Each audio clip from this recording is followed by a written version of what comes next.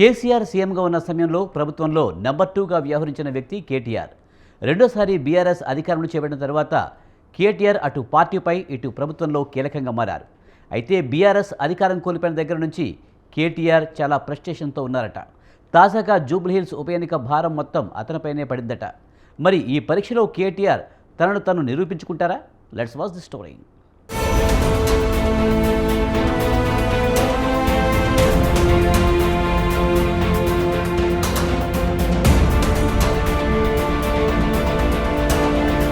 జూబ్లీహిల్స్ ఉప ఎన్నిక BRS working president KTR కు విష పరీక్షలా మారిందా? ఈ ఉప ఎన్నికల్లో ఓడిపోతే పార్టీపై పట్టు కోల్పోతానని భావిస్తున్నాడా అంటే రాజకీయ వర్గాల్లో అవుననే సమాధానమే వస్తోంది. జూబ్లీహిల్స్ ఉప ఎన్నిక బీఆర్ఎస్ వర్కింగ్ ప్రెసిడెంట్ కేటీఆర్ నాయకత్వానికి అగ్ని పరీక్షగా మారింది. పార్టీ అధినేత కేసీఆర్ ప్రచారానికి దూరంగా ఉంటున్నారు. సీనియర్ నేత హరీష్ రావు తండ్రి మరణించడంతో ఆయన అనూహ్యంగా ప్రచారానికి దూరమయ్యారు. దీంతో పార్టీ గెలుపు బాధ్యత మొత్తం కేటీఆర్ పై పడింది. 10 ఏళ్లు అధికారంలో కొనసాగిన పార్టీ గత 2 ఏళ్లుగా తీవ్రమైన సవాళ్లను ఎదుర్కొంటోంది. ఒకవైపు అధికార పార్టీ అన్ని విధాలుగా పైచేయి సాధించడానికి ప్రయత్నించడం, మరోవైపు తమ స్థానాన్ని లాక్కోవాలని బీజేపీ ప్రయత్నాలు చేస్తున్న సమయంలో జూబ్లీహిల్స్ స్థానాన్ని నిలబెట్టుకోవడం బీఆర్ఎస్ వర్కింగ్ ప్రెసిడెంట్ కేటీఆర్ కు అత్యంత ప్రాధాన్యత అంశంగా మారింది.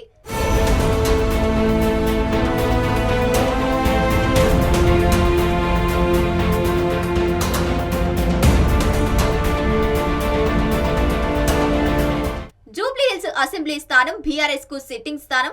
2014 ఎన్నికల్లో టీడీపీ తరపున గోపీనాథ్ గెలిచి ఆ తర్వాత బీఆర్ఎస్ లో జాయిన్ అయిన దగ్గర నుంచి ఈ సెగ్మెంట్ బీఆర్ఎస్ కు కంచుకోటగా మారింది.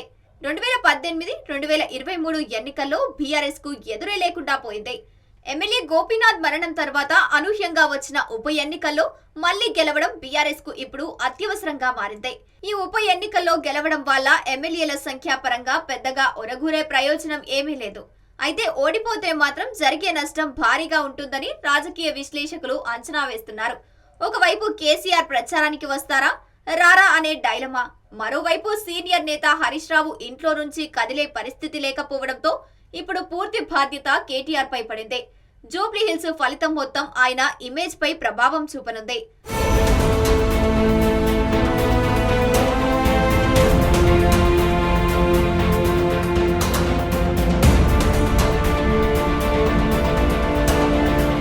జూబ్లీహిల్స్ లో బీఆర్ఎస్ ను గెలిపించడం కేసీఆర్ భవిష్యత్తుకు కూడా కీలకంగా మారింది. పార్టీలో నెంబర్ 2గా ఉన్న కేటీఆర్ కొద్ది రోజుల్లోనే నెంబర్ 1 స్థానాన్ని అందుకోవాలని చూస్తున్నారు. ఈ స్థానం కోసం పోటీ పడిన చెల్లి కవిత ఆ స్థానం దక్కదనే అంచనాలతో ఇప్పటికే బయటకు వెళ్లిపోయారు. ఇక కేటీఆర్ కు పోటీగా భావిస్తున్న ఇతర నేతలు కూడా ప్రస్తుతం సైలెంట్ గానే ఉంటున్నారు. మరోవైపు బీఆర్ఎస్ అధినేత కేసీఆర్ సైతం కేటీఆర్ కు పూర్తి బాధ్యతలు అప్పగించేందుకు తగిన సమయం కోసం ఎదురు చూస్తున్నట్లు తెలుస్తోంది. 2 ఏళ్ల క్రితం అధికారం కోల్పోవడంతో ప్రత్యక్ష పదవిని కేటీఆర్ కు అప్పగించే విషయంలో కేసీఆర్ వెనక్కి తగ్గారన్న ప్రచారం జరిగింది. ప్రతిపక్షంలో ఉన్నప్పుడు పార్టీ బాధ్యతలు బదిలీ చేయడం మంచిది కాదన్న ఆలోచనతోనే కేసీఆర్ తన నిర్ణయాన్ని వెనక్కి తీసుకున్నట్లు తెలుస్తోంది.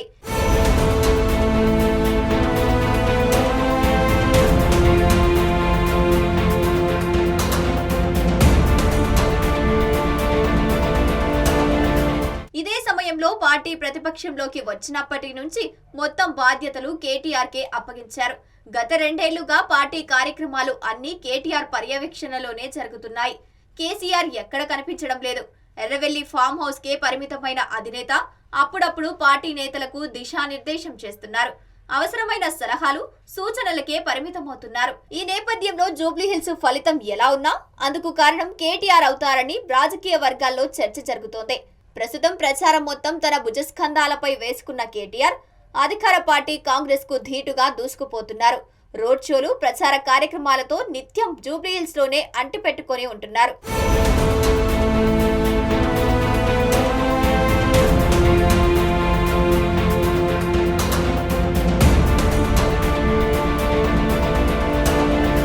అయితే ఎట్టి పరిస్థితుల్లోనూ జూబ్లీహిల్స్ ను తమ ఖాతాలో వేసుకుని బీఆర్ఎస్ ఖాతాలోంచి మరో సీటును తన్నుకొని పోవాలని కాంగ్రెస్ కష్టపడుతోంది.